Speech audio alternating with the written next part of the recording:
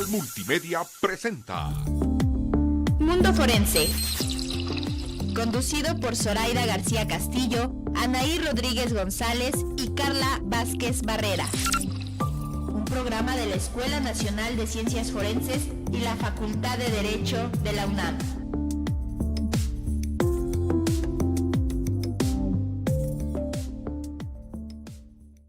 Muy buenos días, les habla Anaí Rodríguez González en su programa Mundo Forense. El día de hoy, como todos los miércoles, estamos transmitiendo desde la página de Facebook de Canal Jus Multimedia de la Facultad de Derecho de la UNAM. Como siempre, le queremos dar las gracias a la doctora Sonia Venegas Álvarez, la directora de la Facultad de Derecho, a la doctora Irene Emilia Trejo Hernández, jefa de la División de Universidad Abierta de la Facultad de Derecho, y a Eduardo Ramírez y el equipo que se encuentra en cabina. Muchísimas gracias por propiciar el espacio. Les recordamos que estamos en la plataforma de Canal Jus Multimedia y el programa se retransmite por la página de Facebook de la Escuela Nacional de Ciencias Forenses de la UNAM, en donde nos pueden dejar sus preguntas y comentarios para la invitada que tenemos el día de hoy. Así que bienvenidos y bienvenidas. Hoy nos acompaña la maestra Cristina Hernández Engrandez para conversar sobre el tema la importancia del trabajo forense en las investigaciones en materia de trata de personas. Me voy a permitir leer una breve semblanza de nuestra invitada. Ella es licenciada en Relaciones Internacionales, especialista en Desarrollo Social y maestra en Gobierno y Asuntos Públicos y candidata a doctora en Ciencia Política por la Facultad de Ciencias Políticas y Sociales de la UNAM.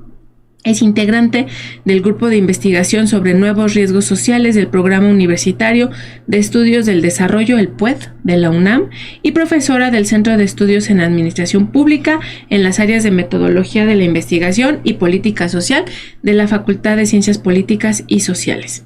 Ha liderado investigaciones de campo y desarrollado proyectos e iniciativas para el fortalecimiento de capacidades institucionales en materia de prevención, protección y asistencia a víctimas de trata de personas y violencias asociadas a este delito, así como para la mejora de la impartición de justicia, colaborando estrechamente con organismos gubernamentales, organizaciones de la sociedad civil y organismos internacionales como la OIT, la OIM, la ACNUR y la AECID. La investigación del delito de trata de personas plantea retos particulares para las instituciones de justicia. A diferencia de otros delitos, la trata de personas suele operar mediante redes complejas, dinámicas de control psicológico sobre las víctimas y contextos de alta vulnerabilidad que dificultan la denuncia y la obtención de pruebas directas. En ese escenario, el trabajo forense toma una relevancia central. Hoy conversaremos con nuestra invitada, justamente especialista en la materia, sobre el papel que desempeña el trabajo forense en las investigaciones de trata de personas, los retos que se enfrenta en la práctica y las oportunidades que se tienen para fortalecer el impacto en la procuración de justicia. Pues el día de hoy la doctora Zoraida García Castillo y la maestra Carla Vázquez están atendiendo compromisos de corte académico, así que no estarán con nosotros, pero estaremos aquí muy gustosas platicando con nuestra invitada. Bienvenida, maestra, un gusto tenerte aquí. Muchas gracias, doctora, un gusto recibir su invitación. Todo mi agradecimiento para ti, para la doctora Zoraida García, la directora de la Escuela Nacional de Ciencias Forenses, la directora de nuestra Facultad de Derecho también, la doctora Sonia Venegas. Para mí es un privilegio compartir este espacio contigo. Muchísimas gracias.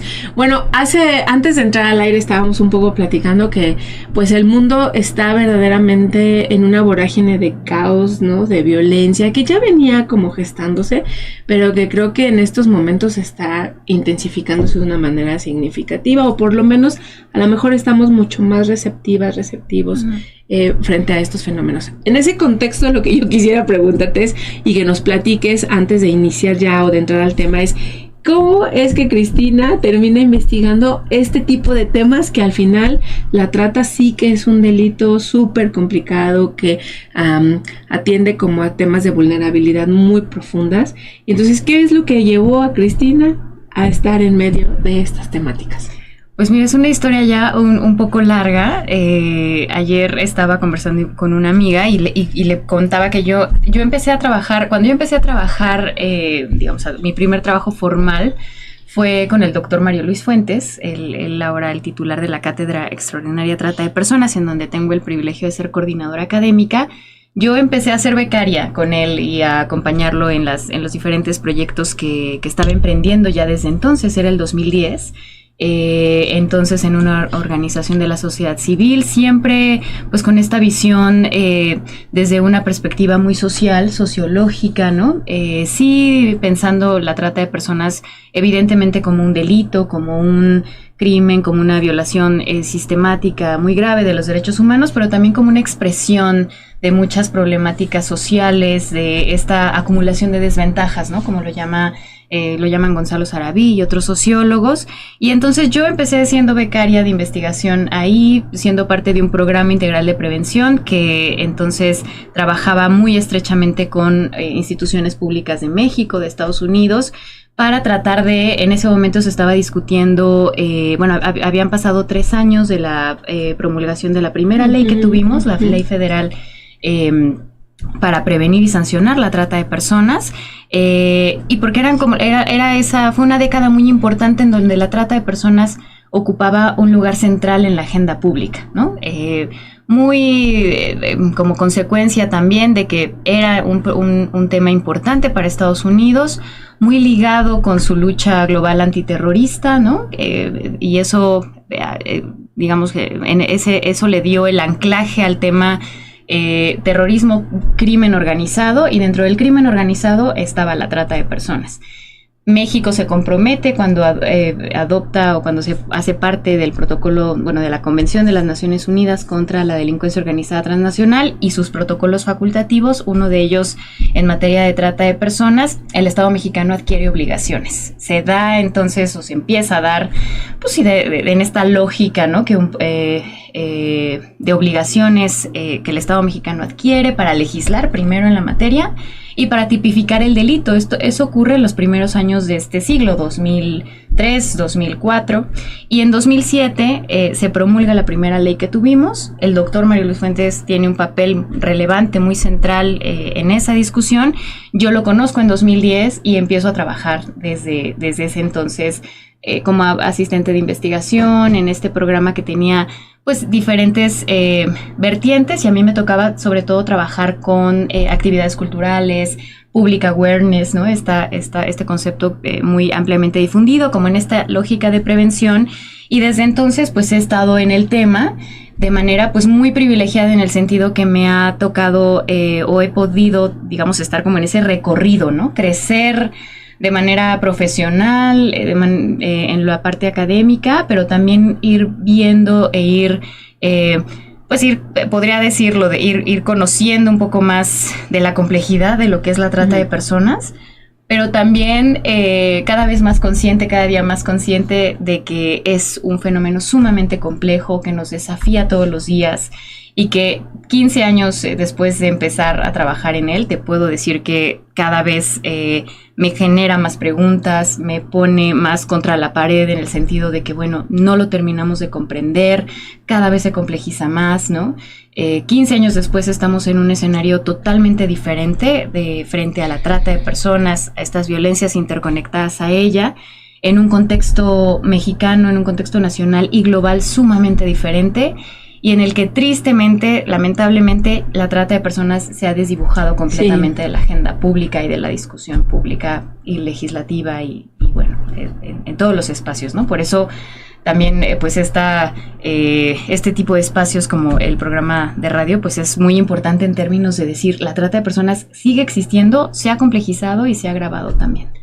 Sí, y además, lo haremos por lo menos un par de veces durante el programa. De verdad, el trabajo que realiza la Cátedra Extraordinaria sobre Trata de Personas, el trabajo que hacen de divulgación y de formación académica para la comprensión de una temática tan compleja como la trata, de verdad es imperdible. Yo creo que la manera en que ustedes abordan una problemática que durante mucho tiempo se mantuvo en el lenguaje netamente jurídico, ¿no? Sí. Y que ahora me parece que ha empezado ya como a diversificar estos espacios, ¿no?, de interacción, de comprensión y articularlos, que creo que eso es algo muy importante, pues en gran medida ha sido un trabajo muy intenso por parte de quienes están trabajando ahí en la cátedra, el doctor Mario Luis Fuentes, pero también tú y todo el equipo que les acompaña.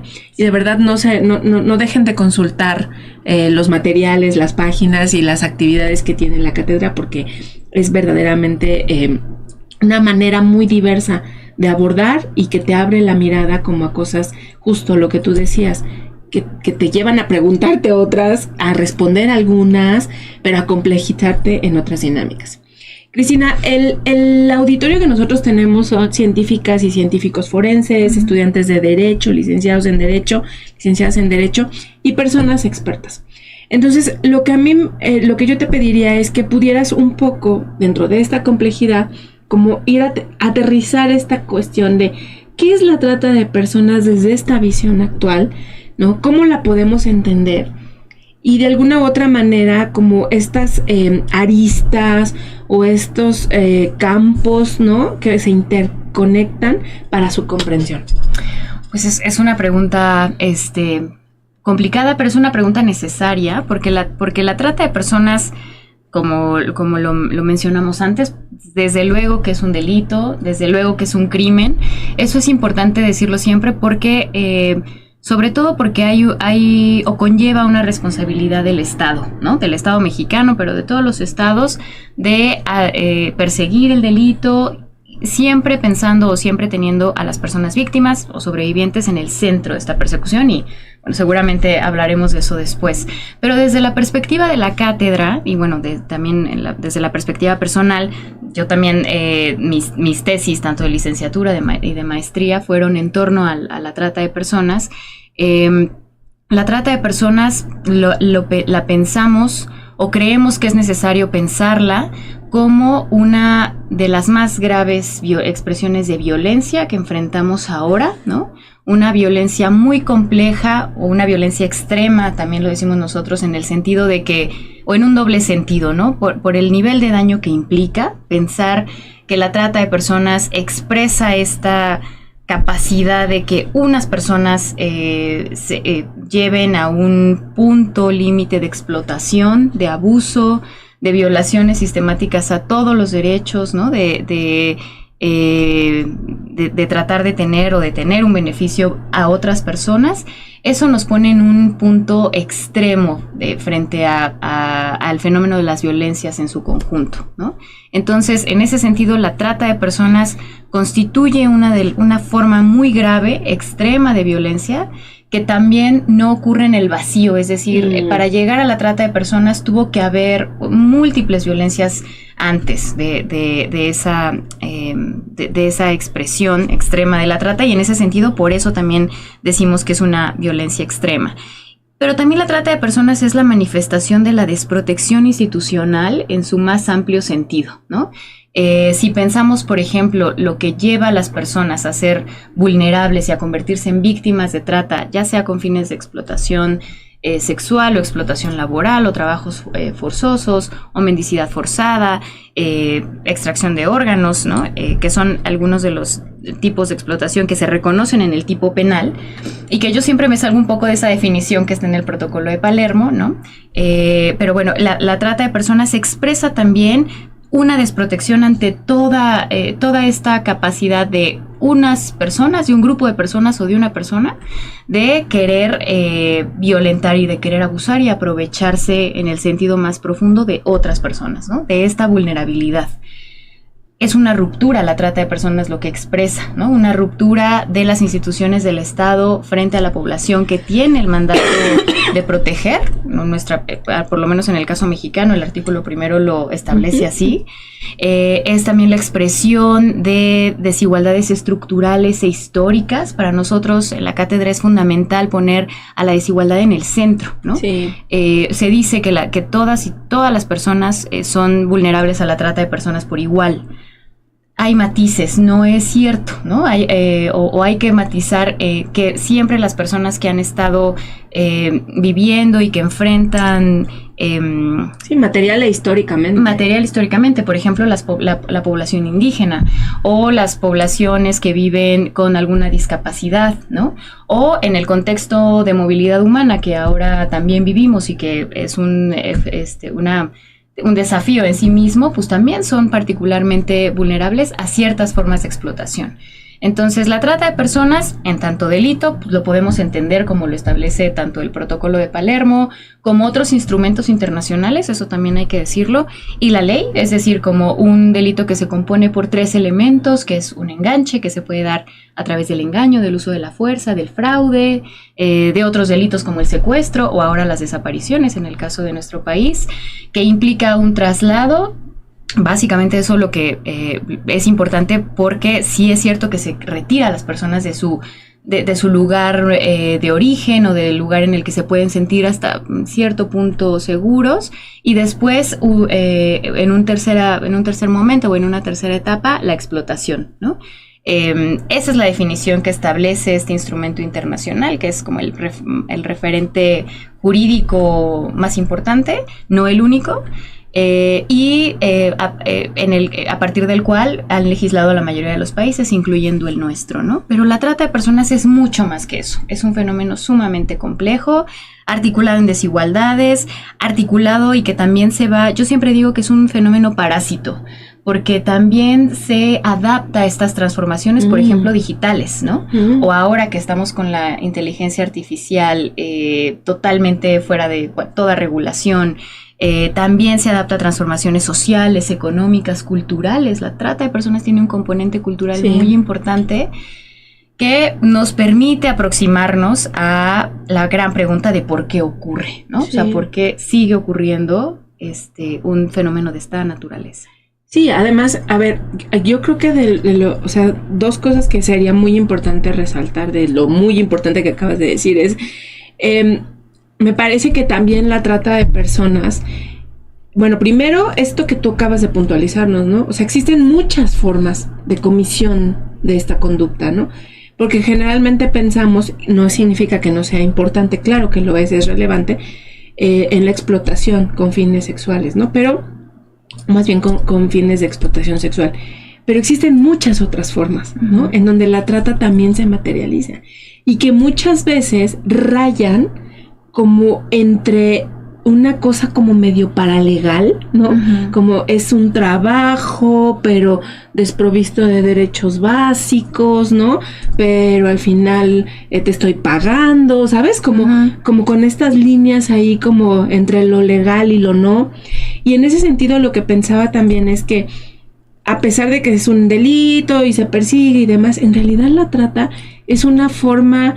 es una expresión muy puntual del sistema económico, político y social que vivimos, porque es la instrumentalización en su máxima expresión de una persona por otra persona, ¿no? Es la cosificación, ¿no? Extrema. Y eso refleja mucho como todas estas condiciones sociales, materiales, culturales, económicas, políticas que tú nos estás platicando, ¿no? Y eso creo que es algo muy importante como de comprender, que tenemos que comprender, porque no es solamente que hay un conjunto de personas que un día decidieron, voy a cometer este delito, sino hay toda una serie de estructuras, ¿no? Es todo un sistema que es tolerante, adquisiente y que en muchas ocasiones hasta promueve que las condiciones sean así. Pienso en los jornaleros, ¿no? Con las condiciones de trabajo casi en condición de servidumbre, ¿no? O la explotación en estos grandes conglomerados de tiendas de ropa o de manufactura que están verdaderamente en condiciones de esclavitud. Sí, me gusta mucho cómo lo planteas y cuando lo señalas así de explícito, ¿no? Es expresión y se posibilita, hay un poco causa y efecto, ¿no? Pero es posible gracias a un sistema económico, a un sistema que de repente no es tan popular decirlo, pero ciertamente un sistema capitalista, ¿no? En el que se busca siempre obtener una ganancia, en el que el mercado lo regula todo, ¿no? Dicen los más libertarios. Entonces, sí, esta lógica de mercado, ¿no? Ha permeado también a nivel de un sistema político, económico, pero también político. Y ahí, por ejemplo, la desigualdad también la pensamos no nada más como pues una serie de condiciones que sitúan en diferente nivel de acceso a derechos, ¿no? A las personas, sino el resultado de la acumulación de poder político y económico, como lo dice Oxfam, ¿no? Y que siempre lo reitera, porque es eso. Por eso hablar de un sistema profundamente, con raíces muy profundas, históricas, se dice que la trata de personas es la esclavitud del siglo XXI, ¿no? Bueno, algo nos acompaña y ya en términos más filosóficos también hablábamos que, y no respondí a esa pregunta y ahorita regreso a esa, pero la filosofía, ¿no? Pensar por qué la trata de personas antes como su antecedente, o en su antecedente, que fue la esclavitud, ¿por qué nos ha acompañado a lo largo de toda nuestra condición humana, como decía Hannah Arendt, ¿no? Hannah Arendt también hablaba del mal radical y el doctor María Luis lo plantea en ese sentido, ¿no? La trata de personas expresa ese mal radical en el sentido de que algunos se apropian, tienen la capacidad, el impulso, ¿no? El sentir de apropiarse y de explotar. Entonces, en este sistema económico, además, otra de por qué es importante ponerlo en esos términos, porque esta explotación, que lo reconoce el Protocolo de Palermo, algunas formas mínimas, dice el Protocolo de Palermo, de explotación sexual, sin duda es como la más visible, pero también está la laboral, mendicidad forzada, nuevas formas ahora, ¿no? Por ejemplo, que se están discutiendo como la subrogación de vientres o esto que se llama vientres de alquiler, pero en el trasfondo hay un sistema económico que genera demanda. Sí, totalmente. Hay una demanda que también eso nos pone frente a una de las caras más complejas, ¿no? Una demanda que hace que la trata de personas, hay quien dice que es el tercer negocio ilícito más rentable. Yo creo que hay que tener cuidado, ¿no? Porque esto de negocio ilícito, un mercado ilícito, ¿no? Un mercado ilícito sumamente... Sí, porque el negocio sigue teniendo esta condición de, bueno, estás prosperando, ¿no? Claro. Estás como generando riqueza, cuando es a costa de, ¿no? Lo que estás comentando. Sí, a costa de lo más humano, ¿no? De la dignidad, de la integridad, elementos de la libertad, elementos que han quedado pues desdibujados y que se desdibuja frente a pensarlo como un negocio, pero sí hay una demanda, hay personas que están aprovechándose y que están alimentando esta explotación, ¿no? Sí, la sexual en sus diferentes expresiones, para la producción de pornografía, para la... ¿no? Sí. O sea, sí, una impunidad a quienes están involucrados en casos como el de Jeffrey Epstein, por hablar como de ahora, bueno, y sus secuaces, digo yo, políticos y empresarios también, pero también estas grandes empresas, el capital que concentra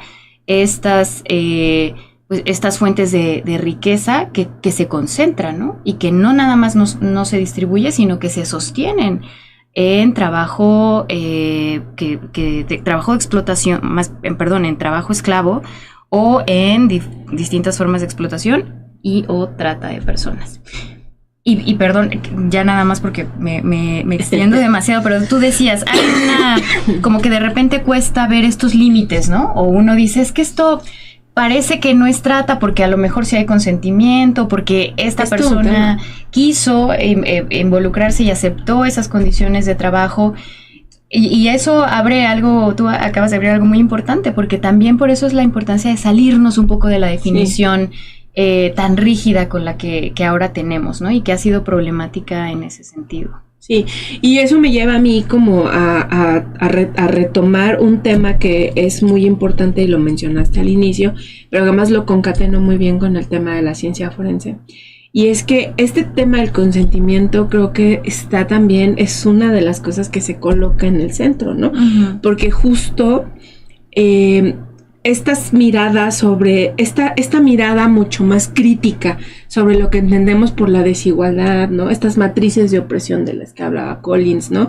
Que tiene que ver con cómo las personas viven experiencias de privilegio, de opresión en sus contextos. Creo que te abre otra dimensión en función de qué entendemos por desigualdad y que en un contexto de desigualdad las personas que pueden consentir, porque en realidad la capacidad o la posibilidad de elegir opciones es totalmente reducida. Entonces, si no metemos como esta parte de la desigualdad y de la opresión y demás, pues claro, todo queda en la responsabilidad casi de la víctima, ¿no? Casi de, bueno, pues es que ¿para qué se quedó ahí trabajando haciendo esto? Y es algo que ha sido como muy peleado por las personas que estudian y que profundizan justamente en esas temáticas.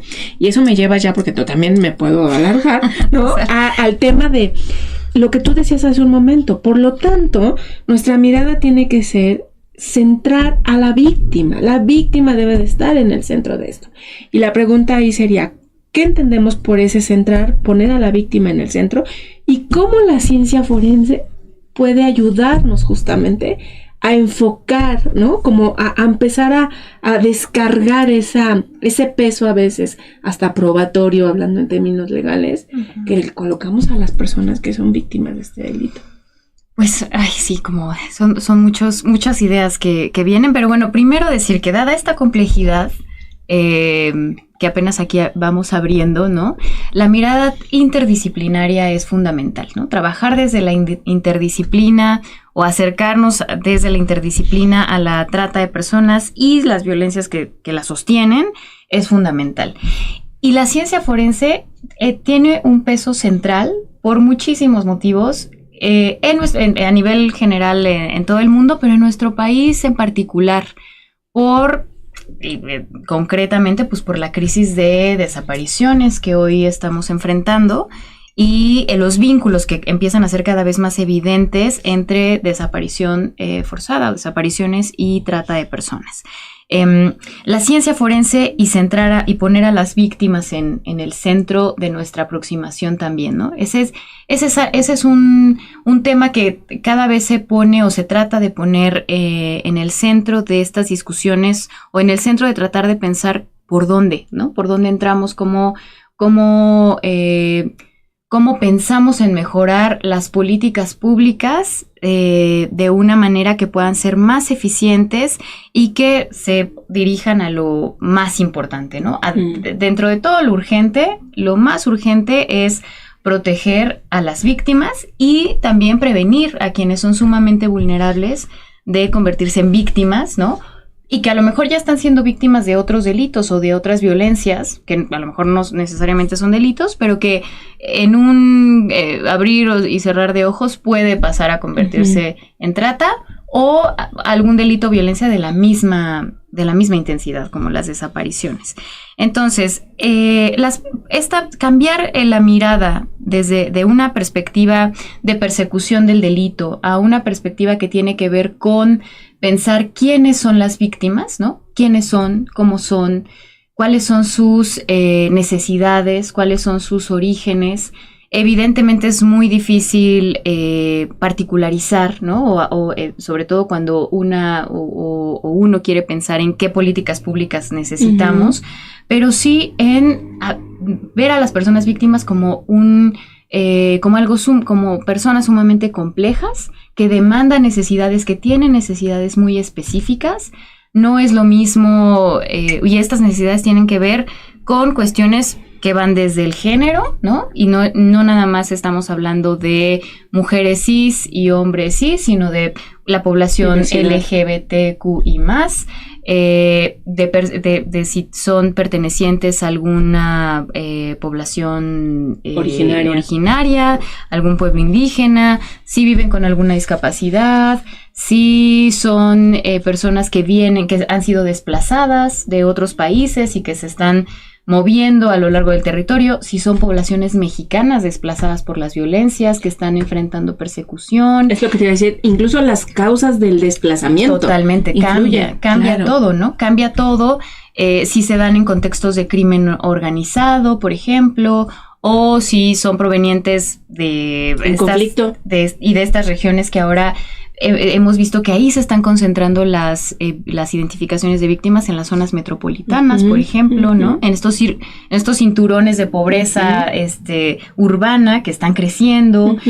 Otro elemento que hace muy necesario centrar la perspectiva o trabajar desde un enfoque centrado en la víctima, la cuestión geográfica, ¿no? Es muy diferente cómo se configura y cómo son estas dinámicas de trata en las fronteras que en las zonas turísticas, por ejemplo, que además en México tenemos un montón de las dos, sí, ¿no? Sí. Pero es muy diferente hablar del norte y del sur, ¿no? Entonces, desde ahí, básicamente tiene que ver entonces esta mirada con pensar en las necesidades. En las necesidades que nosotros identificamos en 6 ámbitos de política pública, por lo menos, ¿no? Se pensó durante mucho tiempo que había 3 ámbitos esenciales de política pública en materia de trata de personas, que era prevención, persecución y procuración, y protección a las víctimas. Nosotros decimos sí, pero antes hay que pensar en la identificación, ¿no? Entonces, necesitamos elementos y capacidades y desarrollar capacidades científicas, que ahí es donde la ciencia forense es fundamental, para empezar desde el punto cero de la política pública, que tiene que ver con la identificación de las víctimas, ¿no? ¿Cuáles son esa evidencia o de qué manera podemos acercarnos a estos elementos que es muy difícil retomar de los testimonios, ¿no? La trata de personas, la mayoría de las decisiones en materia de política pública, aunque sea muy difícil de creer, con las que contamos, se han articulado a partir de los testimonios de las víctimas. Y esa es una mirada muy insuficiente, muy corta, porque las víctimas también, ¿no? Acercarse a su realidad no tiene nada más que ver con esto que ya dijimos, sino también con todo el proceso que viven siendo víctimas, ¿no?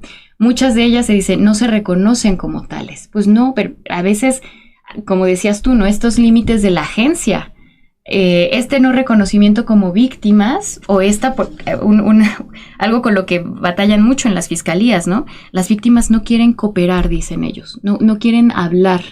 No, porque tienen miedo, porque tienen un daño y un deterioro de salud mental muy importante, porque muchas de ellas ya han desarrollado trastornos de salud mental, trastornos alimenticios, porque muchas de ellas padecen adicciones, porque muchas de ellas siguen siendo amenazadas. Entonces, ahí es donde el trabajo forense, donde la ciencia forense cobra un papel fundamental, y que no se limita, digamos, a la parte de la investigación en la procuración de justicia o en estos mecanismos de procuración e impartición de justicia, sino desde la identificación, ¿no? Y la identificación que va desde estas unidades de primer contacto en el sistema de salud, a donde vemos que muchas víctimas llegan, pero no existen esas capacidades para ver, por ejemplo, para identificar que alguien con cierto daño bucal o en los dientes, que conocimos un caso así, pero hay muchos casos documentados, necesariamente eso es un indicio de que está siendo víctima de un abuso constante y sistemático. Trabajo forense, ¿no? Ahí la ciencia forense y el trabajo forense para identificar cierta marca, cierto tatuaje, se habla de la dermatología forense, ¿no? O de la odontología forense, porque hay ciertos signos, ciertos indicios que son o pueden parecer o han sido invisibles a la vista de quienes ver lo invisible, ¿no? O sea, por eso yo digo que es central, ahora que vemos sin ver, porque estamos bombardeados de imágenes todo el tiempo, y luego vamos en el celular, ¿no? La ciencia forense de lo que nos posibilita, pues es de ver lo que pasa, o lo que es invisible para la mayoría, ¿no? Una forma de caminar, y eso en la identificación. Pero, por ejemplo, si vemos en la parte de procuración de justicia, en todos estos, ya en los momentos de hacer las entrevistas a niños a niños o niñas que han sido víctimas de trata de personas con fines de explotación sexual o que a lo mejor de violación y que llegan también a ser entrevistados para algún tema porque tienen que ser entrevistados, porque el testimonio de la víctima se ha puesto como una fuente privilegiada, demasiado privilegiada para poder construir el caso. La ciencia forense dice, bueno, ¿y qué pasa con estos niños que tienen un daño tan grave que no pueden hablar, ¿no? Que son revictimizados a través de estos procesos? La ciencia forense, a través de entrevistas especializadas, con un enfoque centrado en la víctima, pero también con una perspectiva que considera el trauma, ¿no? Y que desde ahí plantea una manera totalmente diferente de aproximarse a ellos y ellas. Y también en esto que tú decías muy atinadamente, también de la ciencia forense genera herramientas en esta interdisciplinariedad que descargan ese peso al testimonio de las víctimas. O sea, eso me parece que es una cosa fundamental, ¿no? Creo que con lo que hemos estado platicando queda claro que las personas que están en condición de víctimas en este tipo de actos, pues les precede no solamente de su historia personal, sino el contexto económico, político, social en el que se desempeñan, pero también las condiciones de un sistema, ¿no? Que instrumentaliza y normaliza este tipo de prácticas. Y que es adquisiente. O sea, socialmente somos extremadamente adquisientes con este tipo de conductas, ¿no?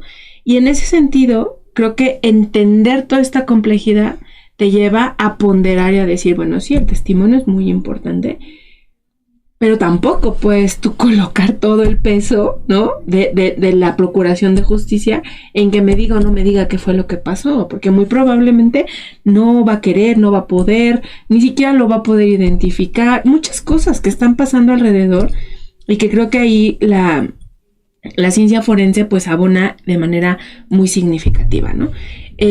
Cristina, estamos ya casi como caminando hacia la recta final, pero yo quisiera preguntarte como en la experiencia que tienen ahí en la cátedra y en la experiencia que tú tienes como una persona experta en estos temas, tal vez es un poco complejo, pero ¿hacia dónde está transitando el estudio de este tipo de prácticas, ¿no?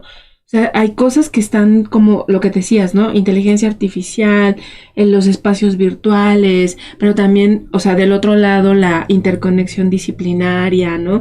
El uso de otras herramientas. O sea, ¿cuáles son esos desafíos, retos que están ustedes como vislumbrando? No sé, la concatenación con otras violaciones a derechos humanos, ¿no? Porque nunca vienen solas, eso también es importante decirlo, ¿no? Sí. O sea, nunca vas a encontrar una violación a derechos humanos que venga en solitario, ¿no? Casi siempre viene arrastrando un montón de muchas otras condiciones que se clasifican como tales. Pero eso, como hacia dónde estamos transitando, ¿no? Y cuáles son esos temas que están ahí como de reto, como en el análisis de esta problemática. Qué difícil, qué difícil. Bueno, yo creo que es una pregunta que me llevo, ¿no? Y que creo que tanto a ti como a mí pues nos acompaña siempre en términos de hacia dónde estamos transitando y hacia dónde debemos transitar también, ¿no? Porque bueno, sí, en estos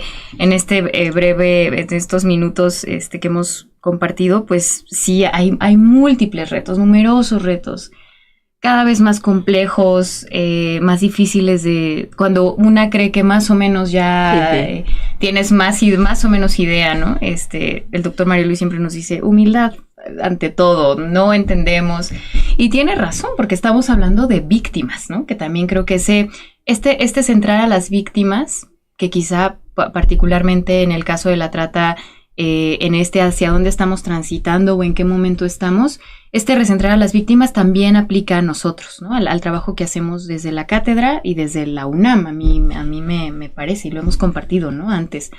También para la universidad, para la cátedra, para la ENACIF, para la Facultad de Derecho, las víctimas son quienes tienen que tener que tienen que ser nuestro referente, ese faro, ¿no? Que nos guía en términos de las decisiones que se tienen que tomar, de, bueno, sobre qué tema investigamos, sobre qué, cómo armamos un diplomado, por ejemplo, que tratamos de ofrecer a las personas para darles herramientas que permitan tener una mejor comprensión y que les permitan hacer un mejor trabajo, ¿no? Entonces, bueno, creo que pensando como en el lado del trabajo académico, que también estamos, y eso creo que lo compartimos también con ustedes, con la ENASIF, somos espacios académicos, pero que siempre tenemos de frente el compromiso y como ese impulso o ese motor que es tratar de incidir en la política pública, en la toma de decisiones, tratar de ayudar a las organizaciones de la sociedad civil que para mí son las que más han hecho, ¿no? En el tema, en términos de proteger, en términos de centrar a la víctima, y en ese sentido nos han enseñado muchas cosas. Creo que en el trabajo forense, por ejemplo, ¿no? Pensando incluso en las madres o en los colectivos de búsqueda, que de hecho nos han puesto a nosotros a pensar y a aprender cómo ellos están identificando o están encontrando y haciendo este trabajo forense, ¿no? Muy de campo, para identificar si un caso de desaparición está vinculado con trata, por ejemplo. Desde ahí, o ya que hablando del tema de desapariciones, también estamos transitando o estamos en ese momento de pensar la trata de personas en el contexto de la crisis de desapariciones, que también tiene un papel central, casi tan central como el tema de la trata ahora mismo en lo que estamos trabajando, por lo que implica la desaparición, ¿no? Por lo que implica en términos de tratar de borrar la memoria, la historia, de un nivel de... La trata de personas nos pone en un nivel de incomprensión de la maldad, del delito, de la avaricia, de la capacidad de usufructuar a otra persona, pero la desaparición también nos pone en un límite de comprensión de lo humano, ¿no? Por otra parte, y esta interdisciplinariedad que hay, el acercamiento a tu trabajo, a tus investigaciones, a todo el trabajo que hace la ENASIF, ha sido fundamental, porque creemos que cuando hablamos de interdisciplinariedad, pues hay que no nada más pensar en lo quizá que puede ser más obvio, ¿no? Como el derecho o el ámbito jurídico, evidentemente porque estamos hablando de un delito, o de la parte como más sociológica, pensando en que la trata de personas también la hemos trabajado así, como un riesgo social, la facultad de psicología, ¿no? El trabajo forense tiene un lugar central por todo esto, ¿no? Porque el contexto nos está obligando a tratar de aportar herramientas más eficientes o más útiles que nos permitan entender mejor la complejidad de estas configuraciones, ¿no? Creo que estamos también en ese punto de tratar de comprender mejor estas configuraciones, estas dinámicas, su diversidad, y en ese sentido también tratar de, pues, proponer, porque esa es una de las cuestiones más difíciles, ¿no? Bueno, y luego, y ahora, ¿qué proponemos? Entonces, pues desde ahí nos encontramos ahora haciendo un trabajo de difusión que creemos que es muy importante para volver a posicionar el tema de la trata, pero anclado a estas otras violencias, a las desapariciones, a la desprotección institucional que se agrava cada vez más, a la falta de recursos, ¿no? La semana pasada apenas se estaba discutiendo reformas en materia de trata de personas en la Cámara de Diputados, ahorita está en el Senado. Entonces, bueno, también haciendo esa exigencia, ¿no? De que se hable, pero que se hable de manera consciente, de manera informada, que así como el trabajo, que se tome verdaderamente en cuenta el trabajo forense, ¿no? O el trabajo que ahora mismo está diciendo la inteligencia artificial viene a cambiar todo, la inteligencia artificial, pero también estas tecnologías que se están, y este mundo digital en el que cada vez están más expuestas y expuestos niñas, niños y adolescentes, e incluso adultos, ¿no? Frente al reclutamiento forzado con fines de explotación para realización de actividades ilícitas, en los videojuegos, ¿no? En las redes sociales que usan ellos y que escapan a todo control parental. Entonces, bueno, estamos en eso, un poco para recapitular, como en esa tratar de acercarnos mejor a estas configuraciones y dinámicas, continuando con la exigencia, que vuelva a ser un problema que se discuta, que se hable en serio y tratando de fortalecer también esta mirada interdisciplinaria que, bueno, ahí ustedes son fundamentales para nosotros. Sí, o sea, creo que era una pregunta compleja, pero creo que lo has como resumido muy bien, porque creo que muchas veces decimos, esto es un problema complejo y pareciera que es como una manera de decir, bueno, es complejo y se queda como en lo vago, ¿no? Sí. Como si no fuera posible entenderle o tratar de entrar, ¿no? A resolver. Pero creo que en el caso de violaciones como esta, ¿no? Como la trata de personas, las desapariciones y la tortura, cuando nosotras decimos es complejo, también es una ganancia. Porque es empezar a mirar, no voy a poder entender esto solo con un recurso o 2 o 3, tanto cognitivos, teóricos o de política pública. Es que esto requiere un andamiaje en todos los niveles, ¿no? En lo académico, en lo conceptual, en lo teórico, pero también en la política pública, pero también en el campo social. Y creo que complejizar es eso, ¿no? Entonces, eso creo que ustedes desde la cátedra lo hacen muy bien, ¿no? Excelentemente bien, y yo creo que es algo que vale la pena que nuestro auditorio lo sepa. Cristi, estamos ya por irnos, pero la verdad no quiero dejar pasar el momento para que rápidamente, en un minuto, nos invites a los recursos, a las difusiones y al diplomado tan maravilloso que tiene de la cátedra. Ay, muchas gracias. Bueno, tenemos nuestra página web, que es catedratrata.unam.mx. También nos encuentran así en Facebook, en Instagram, en TikTok, porque bueno, también pensamos que así como lo ocupan las personas que quieren victimizar, hay que ocuparlas, hay que ocupar esos espacios. El siguiente martes 26, me parece, a las 5 de la tarde tenemos la segunda sesión de un seminario permanente que hacemos cada mes. El de febrero tuvimos el honor de hacerlo en el NACIF. Ahora va a ser en el SAGE. Va a estar con nosotros el doctor Mauricio Sánchez Menchero, coordinador del SAGE, justo para hablar desde una perspectiva interdisciplinaria. Tenemos, bueno, en las redes sociales se enteran de todas las actividades que tenemos, de la nueva convocatoria del diplomado que estará saliendo por ahí de septiembre, de mayo, y bueno, de muchas más actividades que estamos pensando también para la comunidad universitaria, un concurso de tesis, un concurso de ensayo, un concurso de cortometraje que la convocatoria cierra en abril, así que están a tiempo. Eso lo estamos haciendo con la Escuela Nacional de Artes Cinematográficas. Y bueno, creo que seguro se me está pasando algo, pero por favor, pues, consulten las redes de la cátedra, y de verdad el diplomado no tiene ningún, o sea, no se lo pierdan. Acérquense a la cátedra, cursen el diplomado y las actividades. Y pues bueno, Cristi, muchísimas gracias por la invitación. Ha sido una conversación muy nutritiva, muy interesante. Por favor, ojalá que puedan tú o alguien más de la cátedra poder venir nuevamente y volver a abordar temas que quedaron pendientes ahí, pero que seguramente los estaremos tratando en algún momento. Y nos vemos el próximo miércoles para otra emisión de nuestro programa Mundo Forense. Muchísimas gracias. Muchas gracias. Gracias, Anaí. Gracias.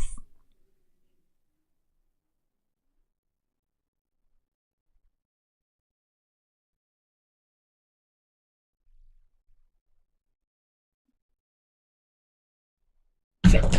Ay, ¿listo?